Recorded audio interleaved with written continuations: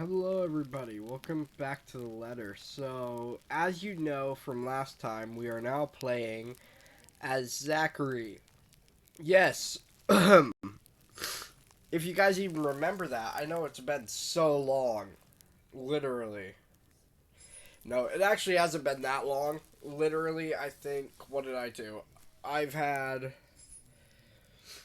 one, two, three, four, five videos since then. If you completely ignore the bendy explanation video about my game literally crashing at the end. Yeah. Alright. Anyways, I am more happy to be playing the letter today. We are officially Zachary. So what happened at the end, you guys can go back and watch that whole if you guys don't know what happened at the end, you can go back and watch that video. We were playing as Hana, okay? So I think that's enough to know, okay? So let's get through this. Yes.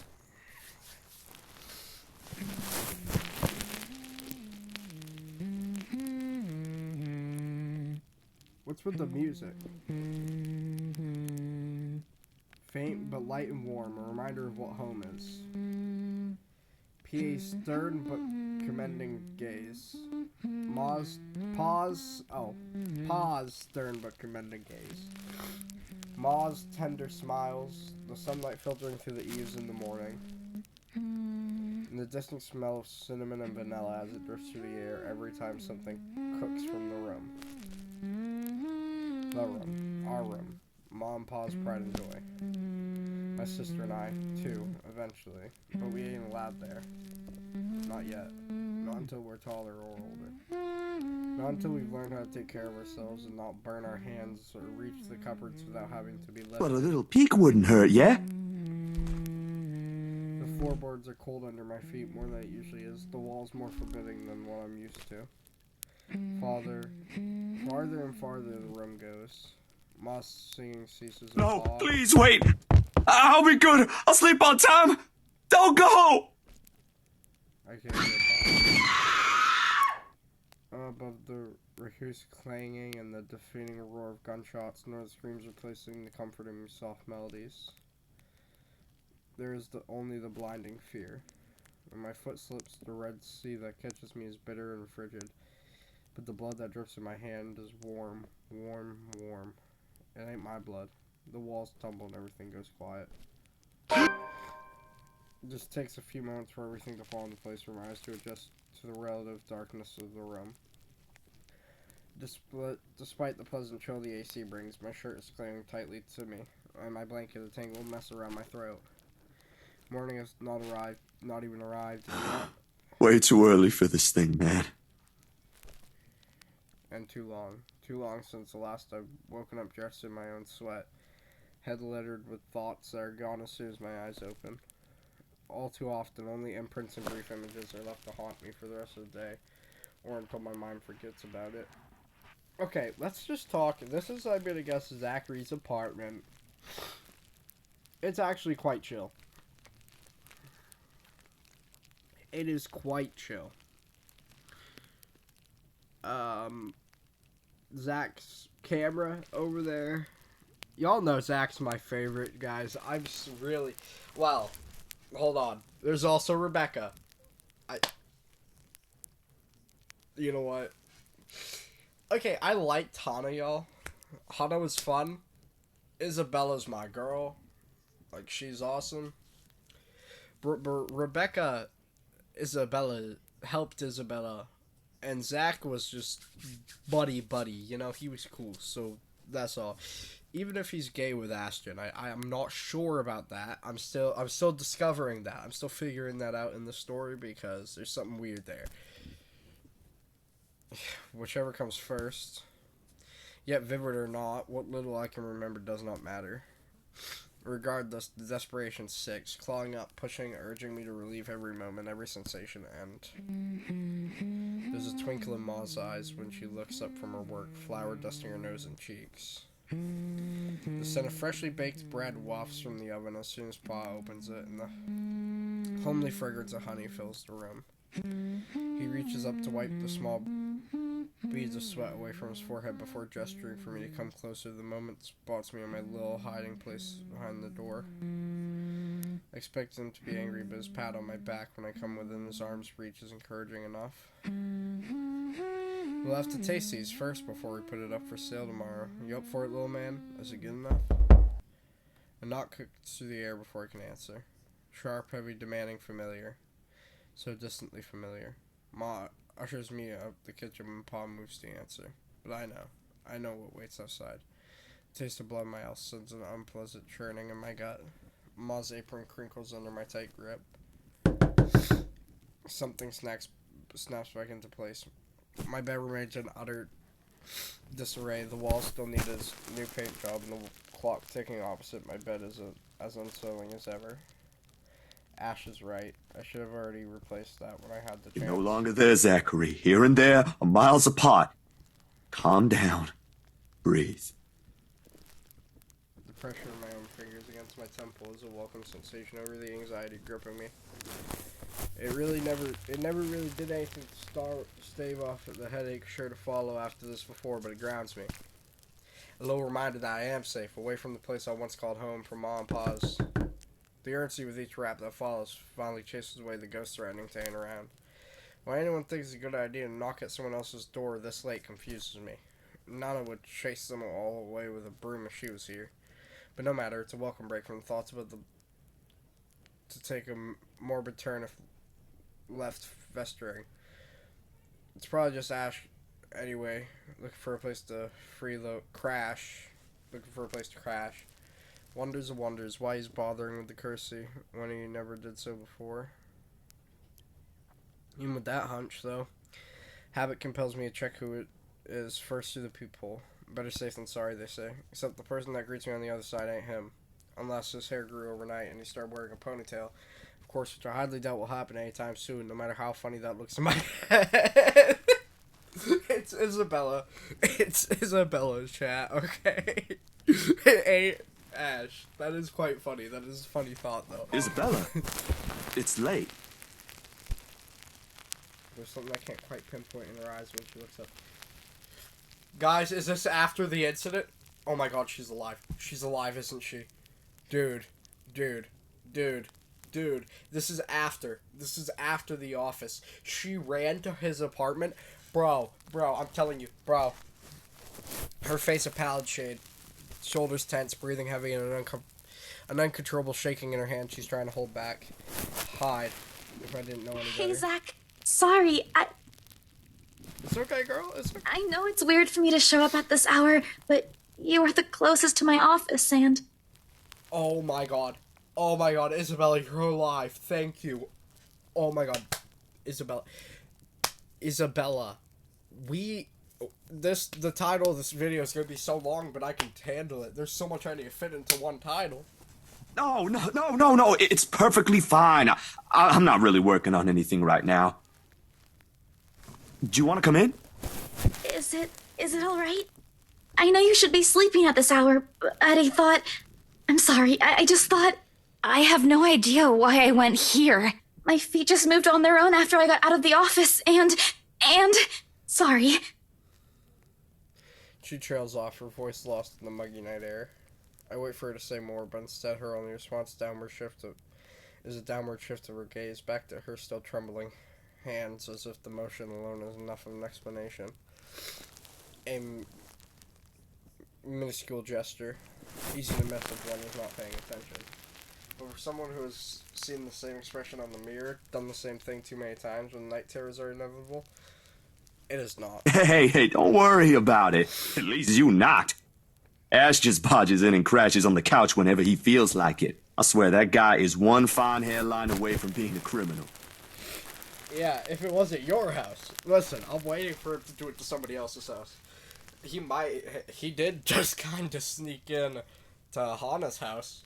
So... Besides, you already know you can count on me whenever. Without waiting for her answer, I step away from the door and saunter over the kitchenette. For a few good seconds, only the clinking of the plates can be heard above the constant tick-tock. Late as it may be for a snack, the familiar motions keep me occupied, steering my mind away from dangerous thoughts. Isabella, Isabella's company is not unwelcome either. Whatever her reasons for showing up here at such an hour, doesn't matter. I'll be damned if I just turn her away, frazzled as she is. The door clicked shut behind her when she finally enters, feet scuffling softly against the tiled floor. In all the years I've known her, she has never once lost her ever upbeat spirit.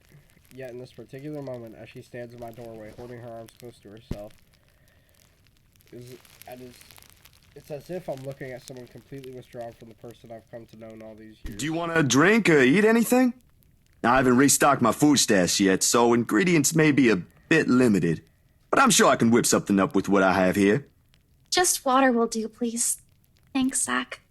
What? No additional food requests? That's new. I'll put something together for you anyway. Hey, feel free to make yourself at home. You ain't exactly a new visitor here. Although my room's not at its most presentable right now. Sorry. New freelance gigs and such. Didn't have time to fix things up here lately. It's okay. I don't mind. Usually she'd have something more to say about that. A quip. A witty remark to provoke a laughter or two. Nothing from her this time. Only a weak smile before she takes a seat on the couch and a silence that stretches out until what we left hanging feels disconcerting. Before everything turns stifling and awkward, I continue talking, if only to keep the dead air at bay. How's one supposed to keep a conversation going when the person you're talking to is like this? Anyway, gigs.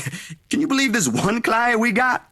Boss had all my scheduled shoots shifted after they caught wind of this couple buying a new property.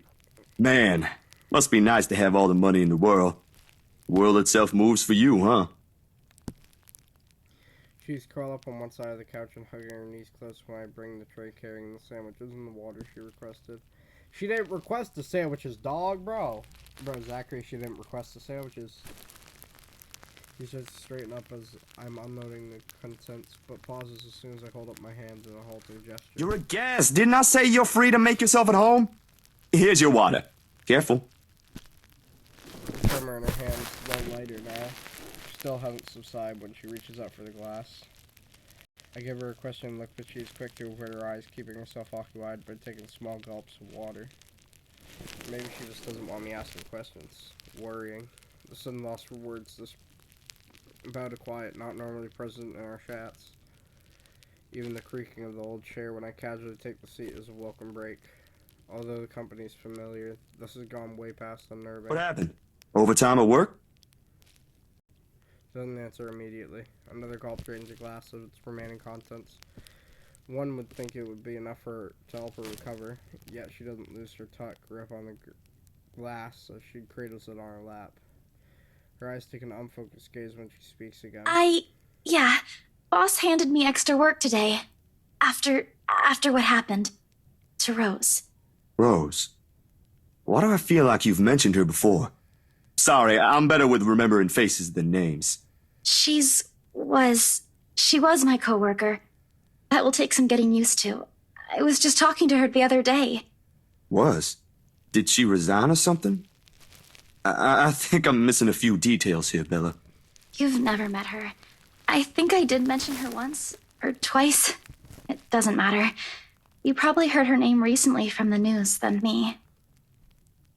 Something clicks them. A little memory from the night before.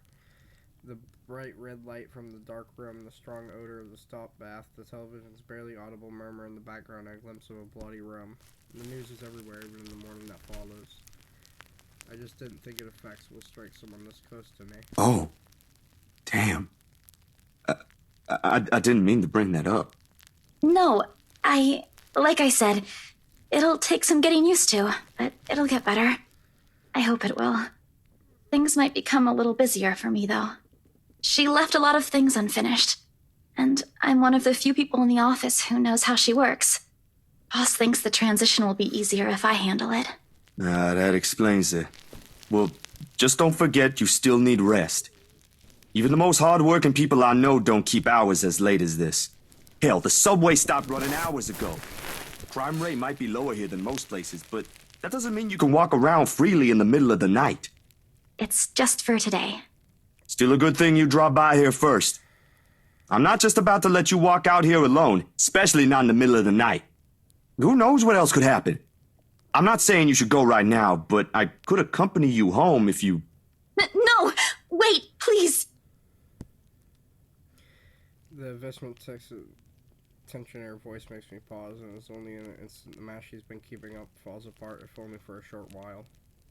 Right then and there I understood what's hiding behind her unfocused stare from the moment she arrived. Fear. Pure, unadulterated fear. It's disturbing to see such marring her usual upbeat countenance.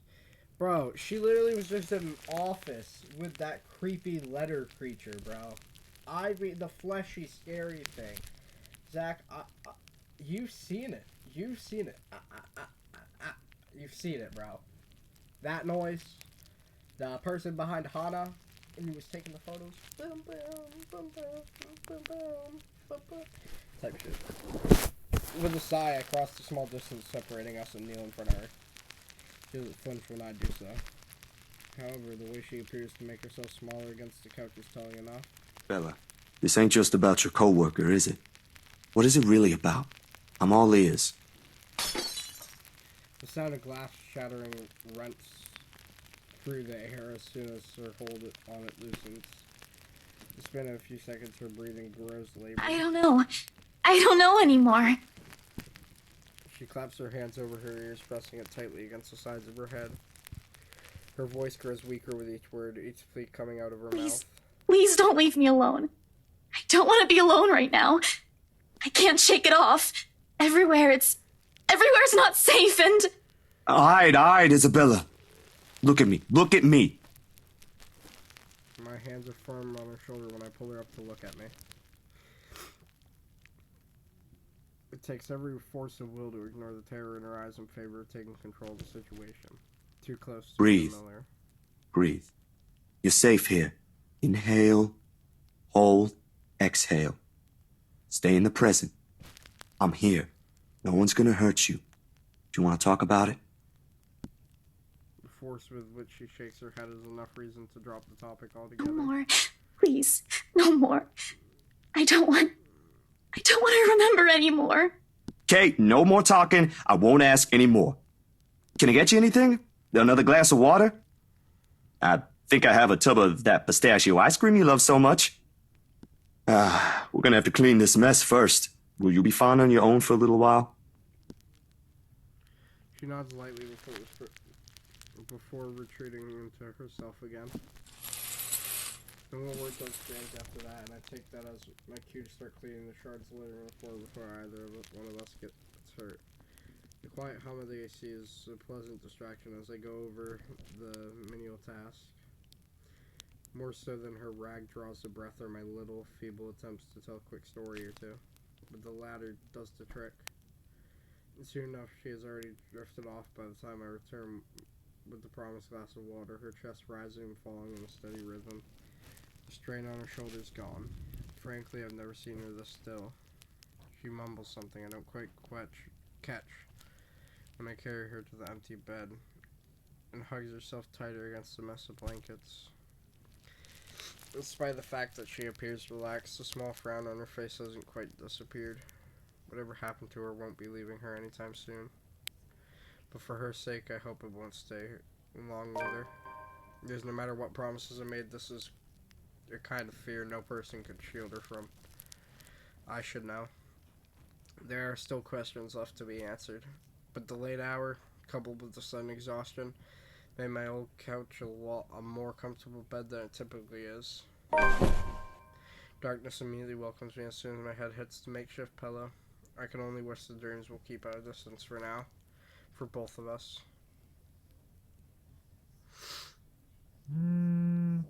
October 25th.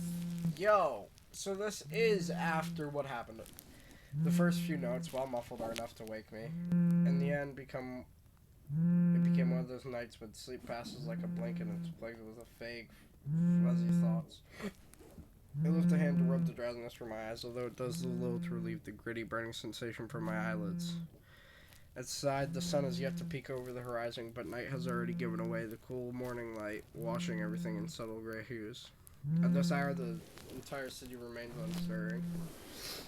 Ordinarily, waking up before my own alarm means abusing the snooze button twice or thrice just to catch those precious few extra minutes of sleep. But the persistent ringing makes it impossible now. This better be good. Groggily, I scramble for the bag sitting on the foot of my bed. The ringing still hasn't stopped even as I fish the phone out. And Ashton's name flashes brightly on the screen when I turn it on. Must be pretty urgent if he hasn't dropped the call Took yet. you long enough, Z-Man. Ashton, it's 6 in the morning. Sun hasn't even risen. Hell, my brain ain't even awake yet. Stop calling me Z-Man. It's 20 past 6, Zach. You mother. You better shut up. It is 6. I don't care how long after 6, it is 6. You want to talk? Give me back my 5 extra minutes, Ash. I want my sleep. Hey, don't make fun of me. I can be a more person too if I want to. What's this all really about? You don't usually make calls around this hour. Is the world ending today? Sorry about that. Becca rang me up a few minutes ago looking for Isabella. Said she didn't show up in her own apartment last night. We both tried calling, but her phone seems to be off. Do you have any idea where... I should have known you two would come looking for her first thing in the morning. Not a laughing matter, Zach. You can't really let your guard down with everything that's happened here recently. You've heard about the Cooper woman from the news. Everyone in the precinct has been restless ever since the incident the other day. Yeah, I get what you mean. Listen, Ash, about Bella. I let my voice trail off, unsure of how to go about recounting last night. If I should even say anything to him. He might be a close friend, but at the end of the day, whatever's bothering her ain't mine to speak off in the first place. On the bed, Isabella remains as still as when I transferred her the night before. Sometimes during her sleep, she pulls a blanket over herself, then tucks into it comfortably. Like this, it's easy to forget the horror in her eyes, or how much her hands and lips trembled. Save for her firm grip on the edge of the covers, she appears as nearly as normal as she would any other day. Almost. I'm not really sure how to go about this while being... Zach, what about her? Something the worry, the concern must have surfaced in my tone because his own shifts then.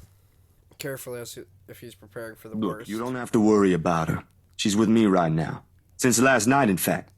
Oh, why didn't you just say so earlier? She kind of knocked in the middle of the night. I couldn't possibly wake you two over that. And with how things are when she arrived, I thought it'd be best if I let her rest first. I just wasn't expecting people would be looking for her before the rooster even crows. You could have at least called her something. Becca's beside herself with worry when she found out. You know how much she frets about the smallest stuff. Yeah, well, you know what? I like Becca. But she needs to calm down, okay? Isabella's a grown lady. I know. I'm sorry. That was a lapse on my part. And I just didn't think... Okay, you know what? Rebecca's worries ain't completely baseless.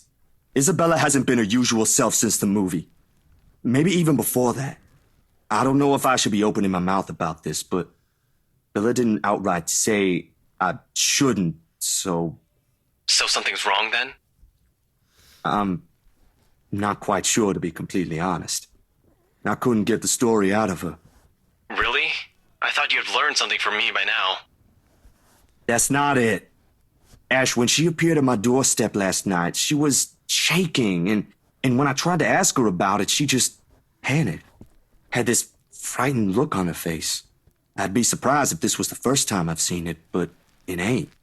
Dude, the first time, she was screaming. First time? When was this? You weren't talking about the thing in the movie house, are you? Because that was just us fooling around. Granted, I think I went overboard with the joke, but... No, it happened the day after. When she invited us to lunch, you weren't there. We were walking one second, and then the next, she's crying out. I'll be straight with you. That scared me shitless. bothered him if the way he falls silent after his telling, but whatever his opinion is stays absent from his voice when he speaks again. He's always been good with that, hiding what he thinks. Did she say anything else? Nothing. Won't tell me anything aside from a few vague words. I didn't want to push it. Where is she? Is she still sleeping? Right here with me, still sleeping. Should I wake her up or something? Let her know you guys are looking for her? No need.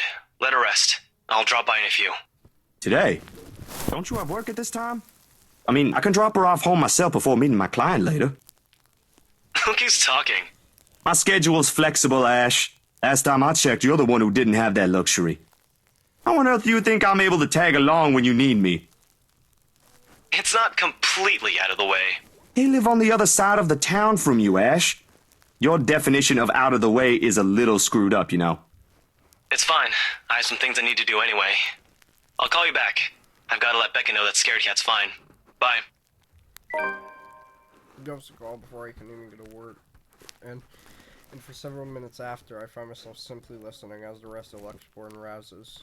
The increasing sound of passing traffic, the bustle of the nearby shops preparing for the day, and the growing clamor of the people while they go about their morning. Not the most soothing sounds to hear following a troubled night, but the routine puts me at ease, nevertheless. What's comforting, what's safe, what I'm used to. Nearby, Isabella shifts, but doesn't wake, blissfully unaware as the city slowly stirs itself back to life. Was her night as restless as the one I had? Were her dreams as lucid? In hushed moments like this, I envy her. Unreasonable, probably a little unfair to say, such in the light of last night. If only forgetting is as easy as breathing. A small yawn escapes me when I rise from the couch to stretch. Luckily, the short conversation with Ash has effectively driven away any will to go back to bed. I still have a day to get through despite the vile ghosts hanging around. The orange bottle sitting in the edge of my table is reassuring against my palm. The instant I pick it up, the sterile odor of the capsules, equally so. Yet the weight they carry is something I've never gotten used to. Years ago, I'd spend minutes, heck even hours, staring at a single pill prior to taking one in. Now it's just a routine, a way to stave off the unwanted nightly visits. Although I don't think Dr. Navarro will be quite pleased if he ever finds out I'm relying on them again. I do owe him a visit, regardless, especially after missing our appointments on purpose and ignoring his calls for weeks. Another sigh comes out, tired and weary, and then I pop the tablet into my mouth. Zach? What time is it? The bottle on my hand hits the table with more force than necessary. As much as I trust my friends, there are some things I'd rather keep to myself. Morning, Bella. Did you sleep well?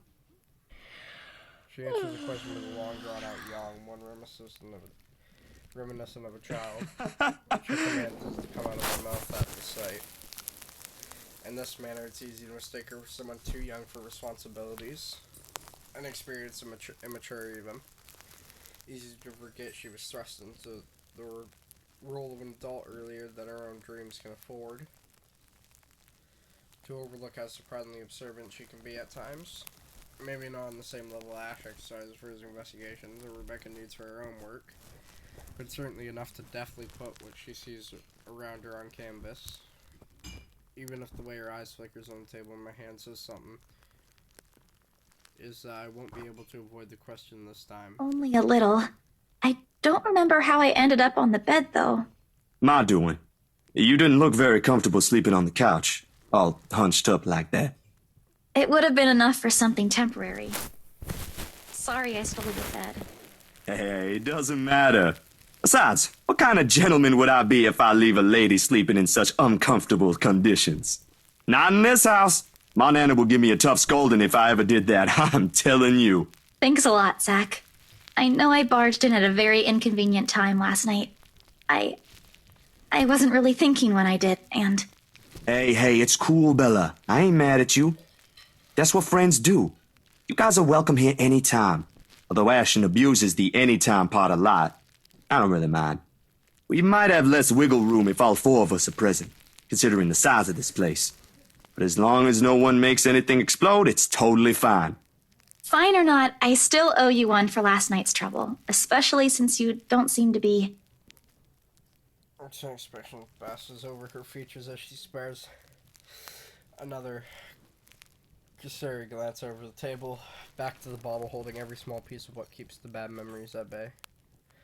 The blood blooming over Pa's heart, the horrified look on Mom's face as she watches him fall lifeless to the ground, and every ounce of spite seeping from the stranger's smile. You don't belong here. You monkeys don't belong here. It never stops, doesn't it? Well, you don't seem to be feeling well. Let me know, okay? I'll make it up to you somehow. She makes a slight gesture with her head towards the bottle, asking a question without really asking. Sylvie has never been one of her greatest assets, but right now even Ash would have been a little amazed, if not a loss for words at that. She has left it up to me whether I'll give her the response she wants to hear or not. Tell the truth. But it's never easy, ain't it? Talking about my own problems, that is. Listen, Zachary tells the truth. He doesn't lie. Unlike you, Isabella. You want to explain to me why you constantly lied, and ignore the fact that 2 of those times was probably my fault. Okay? Okay? It will never be, not by a long shot. Even when I let it stay this way for so long. I realized that long ago, when the wounds are still fresh and the dreams are a nightly occurrence. Can't force yourself to get better or move on to better things. It's what's normal now, and I can only cope. The question in her eyes may be unwarranted, born simply out of curiosity and sincere concern for a friend. I don't owe her an explanation, in fact, but of all the people I keep close in my life, she's probably one of the very few who perhaps I can trust with this. Maybe she won't understand entirely. I can never hope she will. No, never to the full extent. That alone is expecting too much of her and giving too much of what I can. However, for all her shortcomings, I know she'll hear me out. And that is all I can ask of her. My bad. I was kind of have seen me with these. The pills rattle lightly against the container when I gently set it back to its usual place. Always the small area closest to my laptop near the right hand. Within reach whenever and a quiet reminder of what I shouldn't miss every day. What? Oh, is it bad? I was just thinking that maybe it's a cold like Becca's. Do you need me to get anything from the store? Soup or something? There's one nearby, right? I can run real quick and... No, nothing of that sort. I'm perfectly healthy right now. It's really difficult to say, but can you promise me you'll listen at least? What is this about, Zach? I should have been upfront with you about this a long time ago. Well, Ashton found out without me telling him anything. But you already know how that guy is. Can't hide anything from him. If it's something you're having trouble saying, you don't have to force yourself to tell me. I'll forget I ever saw anything and won't ask questions. Promise. No, I need to get this off my chest eventually. Besides, we're already here. Might as well finish what I started, yeah? If you say so. She takes a seat on the couch, her posture easy and open, and her smile honest. As if this is just simple talk between 2 friends on a regular day. It is far from one, but her unreserved air is enough to stamp down the twinge of unease that threatens to come up. Let's hear it then. And she does.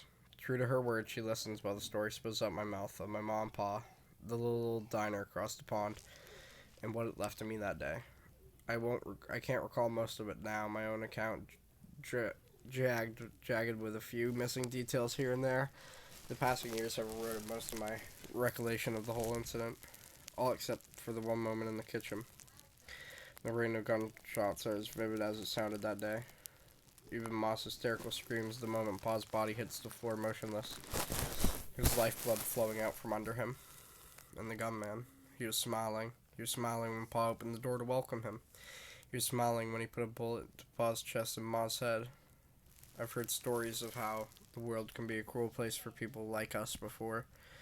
Never believed until that moment. Nan and Gran took us right after that. Sis and I flew straight to New Jersey as soon as they heard the news. few days after, Ma and Pa were laid to rest. And we have a new home a continent away. I didn't even get the chance to take my favorite pillow with me. They said something about the change of environment will be good for us. They had no idea the different kind of ghosts would follow me here.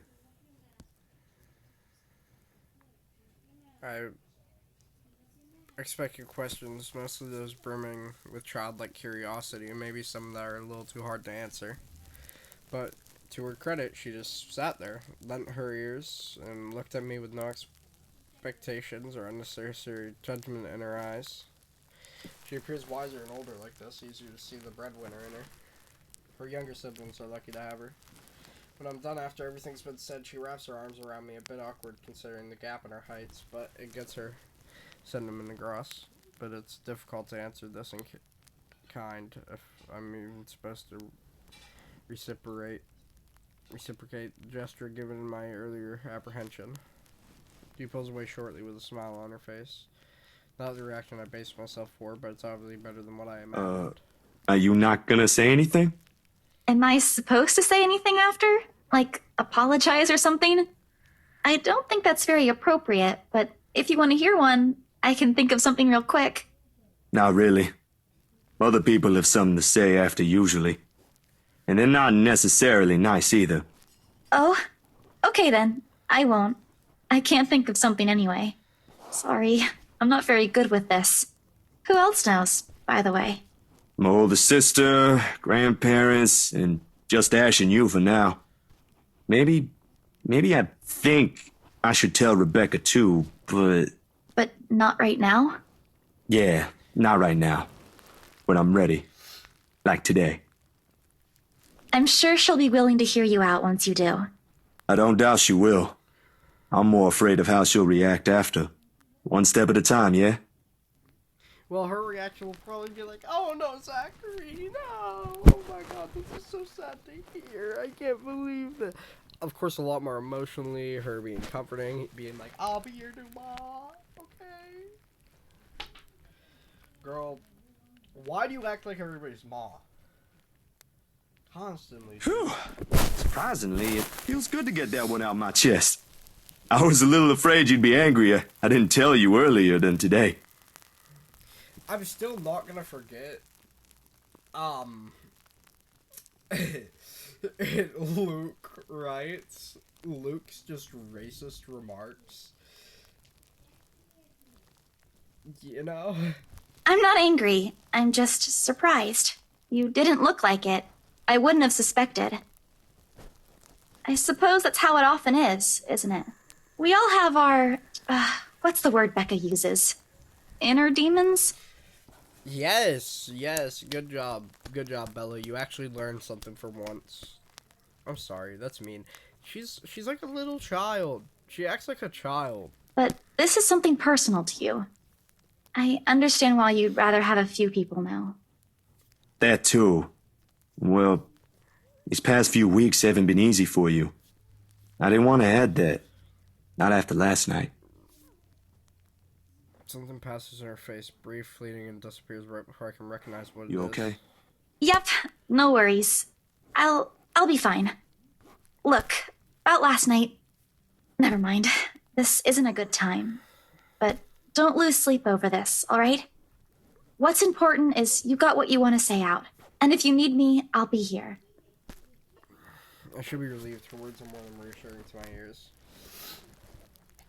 There should be a comfort in hearing those alone, knowing I have another person to rely on if things ever go bad. Somehow, I find myself worrying more for her instead. I'll make another attempt to get the story out of her if I can. But if this is a dance I know all too well, and with her I doubt forcing her to say anything would yield any results.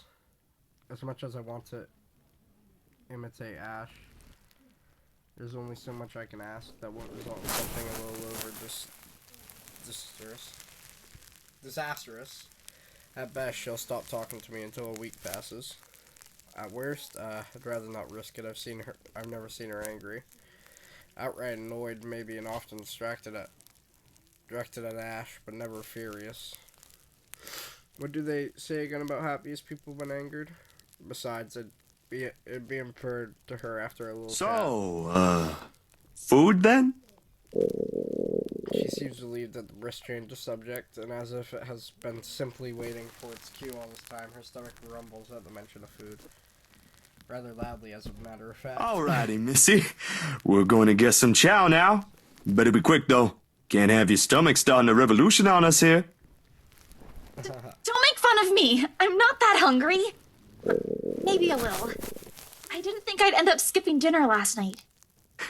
And now we have one starved stomach protesting. Sorry, it'll be nothing fancy, since I'm a little low on stocks. I should probably drop by the grocery store after the meeting this afternoon. I can make a quick run for you if you want.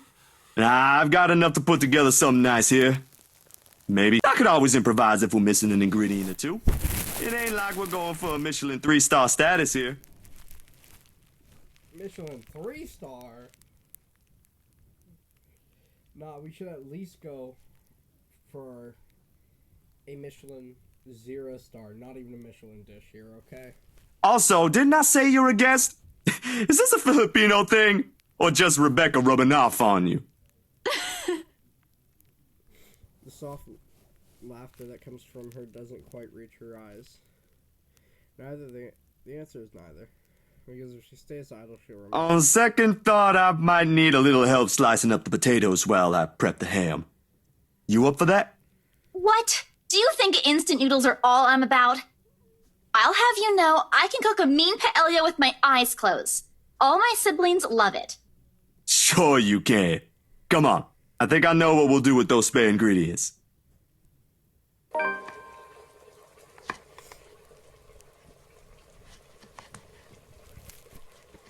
Despite the massive effort to keep the mood light with small chatter, cooking ends up being a mostly quiet affair. Between us, the consistent clapping of the knife against the board, and muffled noise from the television, how left running words have become surprisingly difficult to string together. Not entirely unusual, we've had moments like this before, but definitely unnerving. I really wish someone else would come knocking at the door. Well, that's what's going to happen.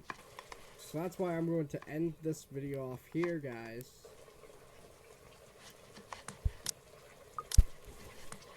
Wow, can anybody believe it?